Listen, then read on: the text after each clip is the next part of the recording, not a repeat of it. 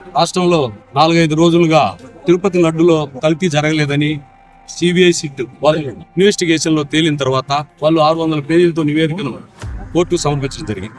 ల్యాబుల్లో కూడా ప్రతి టెస్టులో కూడా కల్తీ జరగలేదని, కొవ్వు గాని, జంతువుల కొవ్వు, చేప నూనె ఏవి కూడా జరగలేదని రిపోర్ట్లన్నీ రావడం జరిగింది. అది వచ్చిన తర్వాత నుంచి ఈ నియంత పరిపాలనలో నియంతలకు నిద్రపట్టకుండా పోయింది. వాళ్ళు ఏం చేస్తా ఉన్నారంటే, వాళ్ళు అనుకున్న జరగనప్పుడు నియంతలు ఆటవిక పాలనని స్టార్ట్ చేశారు.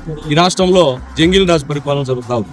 ఏం చేశారు? 4-5 రోజుల నుంచి ఎవరైతే మాజీ మంత్రులు, టీటీడీ చైర్మన్ ఇలా కరుణాకర్ రెడ్డి గారి మీద, దాని తర్వాత అంబటి రాంబాబు గారి మీద, దానికి ముందు మహిళా మాజీ మంత్రివర్యులు విడుదల రజనీ గారి మీద, జోగి రమేష్ గారి ఇంటి మీద, ఇలా మాజీ మంత్రులను కూడా లెక్క లేకుండా వాళ్ళ ఇళ్ల మీద దాడులు చేయడం అమానుషంగా. ఎవరైతే చంద్రబాబు నాయుడు గారి మాట వింటారో ఆ పోలీసుల సమక్షంలోనే కనీసం 5 గంటలు ఇళ్ల మీద దాడులు జరుగుతా ఉన్నా, పోలీసులు ఆస్తి నష్టం జరుగుతా ఉన్నా కూడా ప్రేక్షక పాత్ర వహించినారంటే వాళ్ళందరూ కూడా చంద్రబాబు నాయుడు గారు చెప్తే వినేటువంటి పోలీస్ డిపార్ట్మెంట్. ఇలా ఖచ్చితంగా గుంటూరుకు దగ్గరలో డిఐజీ ఆఫీస్ గానీ, ఎస్పీ ఆఫీసులు గానీ అన్ని కూడా పక్కనే ఉన్నాయి.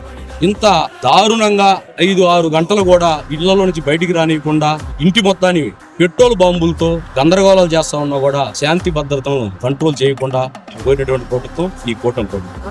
రాబోయే రోజుల్లో ప్రజలు ప్రతి ఒక్క విషయాన్ని గమనిస్తా ఉన్నారు. ఇంత ఆటవిక పాలన నడుస్తా ఉంది కాబట్టి ఈ కూటమి ప్రభుత్వానికి ప్రతి ఒక్క విషయాన్ని కూడా ప్రజలు, ఈ రాష్ట్రంలో ఉన్నటువంటి ప్రతి ఒక్క సామాన్య మానవుడు కూడా అర్థమైపోయింది. రాబోయే రోజుల్లో ఈ కూటమి ప్రభుత్వానికి చెల్లు చీటి పలికేటువంటి రోజులు కూడా దగ్గరలో ఉన్నాయి.